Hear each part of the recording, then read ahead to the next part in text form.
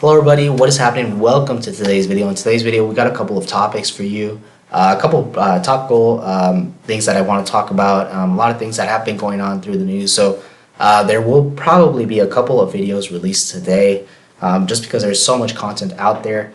But if you're new to the channel, of course, make sure to hit the subscribe button. I am seeing the subscriber count going on here daily, and it's just so exciting. I really love it. I thank you all for supporting me and for supporting me through everything. As you guys have known, the channel has grown so much. For you guys that have been here since the beginning, you will see that the channel has been growing little by little. The progress is there, and it is all thanks to your guys' support. Your guys' support really, it spurs me on to do even better. So thank you guys all so much. And of course, if you're new, welcome to the channel. So let's get started into today's topic, which is going to be talking about, let's see here. Yes, the chant that was going around while Eden Hazard was being unveiled. So there was this chant that was kind of disseminating throughout the stadium, and it was, "We want Mbappe. Queremos a Mbappe" was the exact quotes of that chant. So the cacophony at the stadium was very loud, very prominent while Eden Hazard was being unveiled as a Real Madrid player. And there will be some Real Madrid fans that say, "Well, look, we're just Real Madrid. We're the best club in the world. We have high demands, and we want more and more because we're the best club in the world, and we feel entitled." Okay. And then we have another side to this, another side to the coin, I guess. Where we sound like a bunch of petulant, spoiled brats that, this and that. And that's the side that I'm on. We really do sound like a bunch of petulant brats when we say we want Mbappe while we have Eden Hazard being unveiled as a Real Madrid player. This is a huge lack of disrespect to Eden Hazard, come on, dude. You have one of the world's best players being unveiled at the Santiago Bernabeu, and you're already thinking about another player. This just sounds ridiculous. You gotta come on, think about it a little bit. It sounds totally ridiculous. It's kind of like if you get a Christmas present, a Lamborghini, let's say, a nice Lamborghini. It's red, it's a Lamborghini Huracan. You get it for Christmas, it's wrapped in a Christmas present. You will start unwrapping it, you're in the middle of unwrapping it.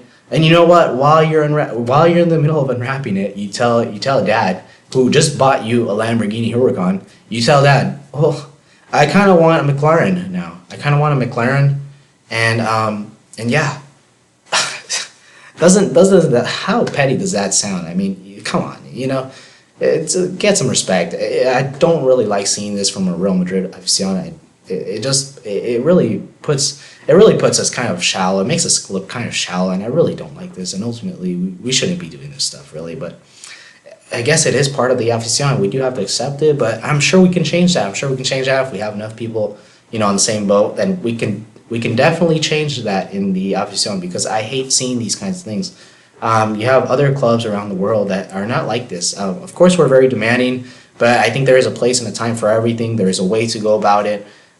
You have Manchester United fans. They haven't had the best summer at all. They're probably really tired of this, but yet they're not doing these kinds of things or booing their players and things like this, or lambasting their players constantly. We had this constant lambasting of Gareth Bale, and it just got to the point where it was very toxic for Gareth Bale himself and for everyone around the club. And like I said before, Gareth Bale, of course, deserves a lot of respect. Of course, inevitably he will leave, and we know that it's just not really working out under Zinedine Zidane. But look, we shouldn't act in this manner. We shouldn't act in this manner at the end of the day. And hopefully we can change that one day. But like I said, if we do get if enough people on the same boat, then we can definitely change those kinds of habits that seem to be a recurring theme here at Madrid. So of course, let's get into the next topic for today, which is going to be covering James Rodriguez. Yeah, James Rodriguez to Juventus seems like it could definitely happen. And these are quotes directly from Mateus, talking about James Rodriguez and what he had to say about the topic. So Bayern Munich legend Lothar Matthäus, who I don't really know. Look, I'm 26 now, so I don't really know much about him. I didn't watch football when I was younger, so I don't know much about these legends. Mateus has revealed that James Rodriguez has told that Cristiano Ronaldo wants to reunite with him at Juventus, and this is what he had to say about it. "We had a conversation 2 weeks ago gosh, my voice is going, dude. All right, we had a conversation 2 weeks ago during the celebration of Bayern's Bundesliga win. He's very close to Ronaldo and told me that he was in contact with him and that he has told him that he wants to have him at Juventus. I understand why, as James can serve Ronaldo so that he can serve and the two of them can shine. This is exactly what he had to say, and this is coming from James Rodriguez. I mean, what more do you want to say? I mean, Ronaldo told James that he wants to have him at Juventus, and Juventus, of course, would be interested in James Rodriguez. James Rodriguez is a world-class player. We know that. It didn't work so much under Zinedine Zidane, but to be honest, like, James Rodriguez is a very good player. In the 13-14 season, he got like 14 goals, 17 assists or something like that. He was very, very good for us, very important in that year for us. And he was very good for us, and I don't understand why it never really worked out. I really don't understand. It was a lot of the demise of James Rodriguez at Real Madrid had to do with the fact that Zinedine Zidane didn't fancy James Rodriguez. Kind of the same thing as with Gareth Bale. The demise of Gareth Bale has to do with a bit of Zinedine Zidane. I think ostensibly, Zinedine Zidane and Gareth Bale never really got along, but I think there's more to it than just that. Like I said, ostensibly, it looks like Gareth Bale and Zinedine Zidane didn't really get along, and that's why Gareth Bale kind of fell out. But I think there was more to it than just that. He didn't get along with Solari that well, didn't get along with Zidane, and Ancelotti towards the end didn't really go that well. So I think there is more to it than that. But James Rodriguez, this is this is the case with him. It seems like he might go to Juventus. Mateus also said he will be in Juventus with his friend and former partner Cristiano Ronaldo.